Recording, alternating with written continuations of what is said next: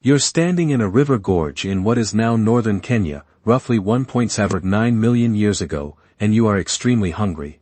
Not skipped lunch.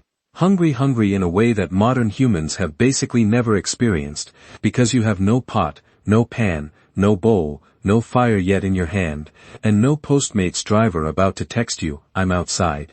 You have a dead antelope, a pile of rocks, and a problem. Somewhere in the next hour, you are going to solve one of the oldest engineering puzzles our species ever faced. How do you cook food when you don't have anything to cook it in? Think about that for a second. Every recipe you've ever followed assumes a container. A pot holds the soup. A pan holds the eggs. Even a modern camping trip assumes you packed a skillet. Early hominins had none of that. No ceramics, pottery doesn't show up in the archaeological record until roughly 20,000 years ago in East Asia, and doesn't become common for cooking until thousands of years after that. No metal, obviously. So for well over a million years, more time than agriculture, cities, writing, and the internet combined, several times over, our ancestors were cooking food with essentially zero containers. Short pause here. Feel free to sit with that. Because here's the thing, they figured it out. Multiple times, independently, using wildly different methods. Some of which are honestly more clever than the microwave sitting in your kitchen right now. So the real question tonight isn't, did ancient humans cook without pots? Obviously they did. Cooking predates pottery by over a million years. The real question is, how? What did you actually do, physically, with your hands and some rocks and a fire, to turn a raw haunch of meat or a fibrous root into something your body could digest? That's what we're figuring out. Here's a claim that should stop you cold. Some researchers, including primatologist Richard Wrangham at Harvard, have argued that cooking isn't just something humans do, it's the reason humans exist in the current form at all. Wrangham's cooking hypothesis, laid out in his 2009 book Catching Fire, proposes that the jump in brain size and the shrinking of our gut and teeth around 1.8 to 2 million years ago, coinciding with the emergence of Homo erectus, tracks suspiciously well with the control of fire and the softening of food through heat. Cooked food is easier to chew, easier to digest, and yields dramatically more usable calories per bite than raw food. If Wrangham's right, the invention of cooking, pot or no pot, isn't a footnote in human history. It's arguably the single event that let your skull get big enough to read this sentence. Now, by the end of this video, you're going to know at least 5 distinct methods our ancestors used to cook meat, vegetables, and grains with zero pottery, some of which are still used by traditional communities today. Thousands of years after ceramics became common, because they simply work better for certain foods. Buckle up, because some of these are going to sound less like primitive survival, and more like the ancestor of your big green egg. Most people, when you ask them how cavemen cooked, picture one thing. A guy holding a stick with meat on it over a campfire, rotating it slowly, looking vaguely heroic. That's the Hollywood version. Except that's actually one of the least efficient and least evidenced methods in the archaeological record for early cooking. Turns out, direct flame roasting on a stick chars the outside long before the inside is safe to eat, wastes an enormous amount of fat and juice by letting it drip straight into the fire, and requires you to babysit the food constantly. The real story is messier, smarter, and involves way more rock-based engineering than the guy with a stick image suggests.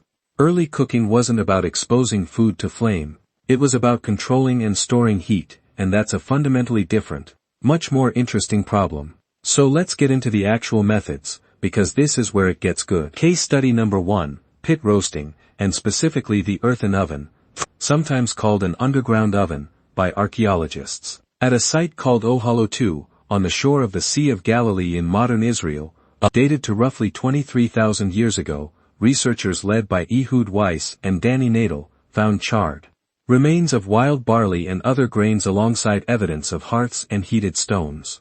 The technique reconstructed from sites like this: dig a pit roughly 1 to 2 feet deep, line it with stones, build a fire directly on those stones until they're glowing hot, then rake out the embers, wrap your food, often in wet leaves or grass, and bury it under a layer of dirt on top of the hot stones. The stones act, essentially, as a battery. Not metaphorically, literally a thermal battery, storing heat energy from the fire and releasing it slowly over hours. This is the direct ancestor of the Hawaiian emu, the New England clam bake, and the Mexican barbacoa pit, all of which are still in active use today. Tens of thousands of years later, because the physics never stopped working. Here's what's wild about that. An earthen oven can hold a stable cooking temperature of around 200 to 300 degrees Fahrenheit for 6 to 12 hours, with zero maintenance. Zero. You bury the food and you can walk away for the better part of a day. That's the prehistoric equivalent of owning a slow cooker with a 12-hour timer, except, your slow cooker is a hole in the ground and your crock pot insert is a rock the size of a bowling ball. Case study number 2, and this one involves an even more elegant piece of engineering. Stone boiling.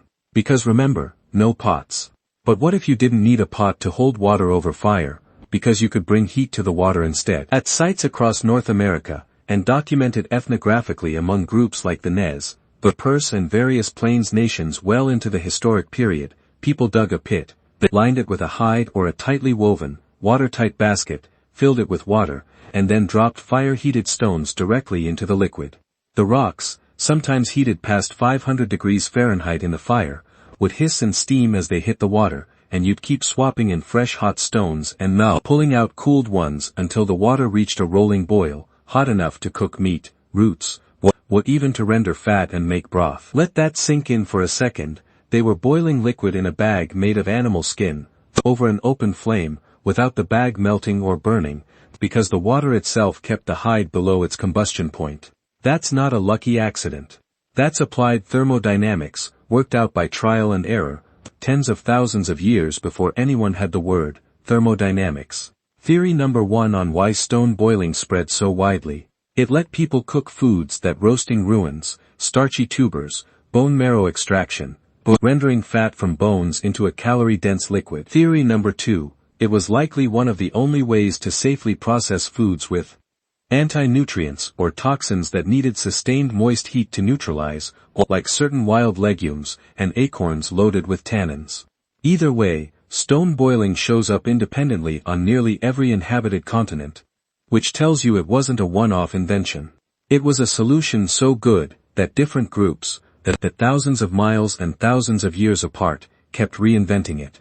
Case study number 3, call fat and hide wrapping, essentially prehistoric aluminum foil. Ethnographic and archaeological evidence, including analysis of hearth residues at sites in southern Africa associated with early modern humans, suggests that wrapping meat in wet leaves, bark, or animal hide before placing it near or on coals, created a protective barrier, steaming the food from the inside while the wrapping, charred on the outside, protecting the meat from direct flame contact and moisture loss.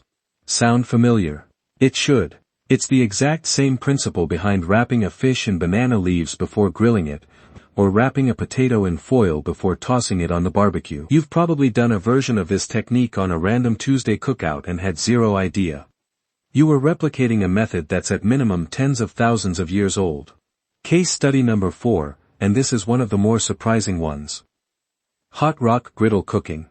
Essentially a flat stone version of your kitchen skillet. At sites in the Dordogne region of France, associated with Upper Paleolithic populations roughly 15,000 to 20,000 years ago, archaeologists have found flat sandstone slabs, showing thermal fracturing and residue, consistent with repeated direct heating, evidence they were used essentially as griddles.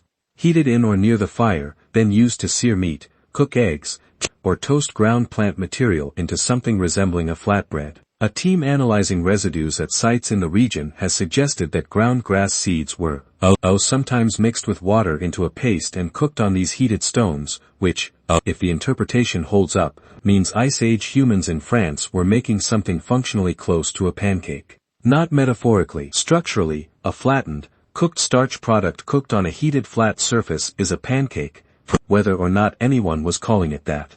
Case study number 5. The ash bake, or direct ember cooking, which is actually one of the oldest confirmed methods we have evidence for. At the Qesem Cave site in Israel, dated to around 300,000 to 400,000 years ago, researchers led by Ruth Shahak Gross found burnt bone fragments and ash deposits in a concentrated hearth area consistent with repeated, controlled fire use over an extended period, some of the earliest strong evidence for habitual, maintained fire, as opposed to opportunistic use of wildfires. The technique here is almost embarrassingly simple. you bury a root vegetable, an egg, or a small piece of meat directly in hot ash and embers, no wrapping needed. And let residual heat cook it through over 20 to 40 minutes. It's crude. It's also, in fairness, functionally identical to how some people still cook a baked potato in a campfire today. Ask yourself, how many primitive techniques survive completely unchanged for hundreds of thousands of years? Not many. This is one of them. Let's zoom out for a second, because there's a thread connecting all 5 of these methods, and it's this. Not one of them required a container that holds its shape and holds heat the way a ceramic pot does. Every single one worked by manipulating heat storage and heat transfer, hot rocks, buried embers, wrapped moisture barriers, instead of manipulating a vessel. Pottery, when it finally does show up, isn't really solving the "how do I cook" problem. Our ancestors had already solved that, brilliantly, over 1,000,000 years earlier. Pottery solves a different problem: storage, portability, and precision. A clay pot lets you simmer something gently and consistently in a way that stone boiling, with its violent hissing rock drops, never quite matches. So when pottery finally arrives, it's not a revolution in cooking capability. It's a refinement of something our ancestors had already mastered using nothing but rocks, and dirt, and fire. Now here's where this gets heavier than cool caveman hacks, because there's a darker layer underneath all of this ingenuity. Every one of these techniques required something that modern humans almost never think about. An enormous, sustained investment of collective time and labor, and a level of fire dependency that came with real, lethal risk. Maintaining a fire hot enough to heat stones for 6 hours meant someone, probably several, someones, likely including children, was gathering fuel constantly, for hours.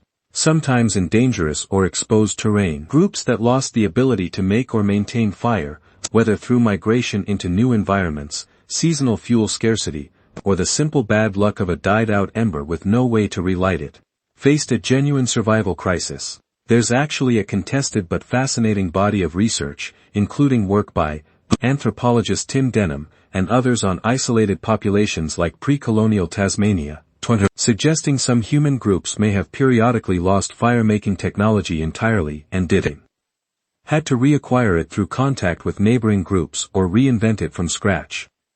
A technological collapse with life or death stakes. Cooking without pots wasn't just a clever workaround. For over 1,000,000 years, it was a fragile, high-stakes system that an entire group's survival depended on, every single day. With no backup plan if the fire went out and nobody remembered how to start another one. So, back to that river gorge. And that hungry version of you standing over a dead antelope with nothing but rocks. The honest answer to, how did ancient humans cook without pots, is this. They didn't need pots, because they figured out something more fundamental first: how to store and move heat itself, were using the landscape as their cookware. The rock was the pot.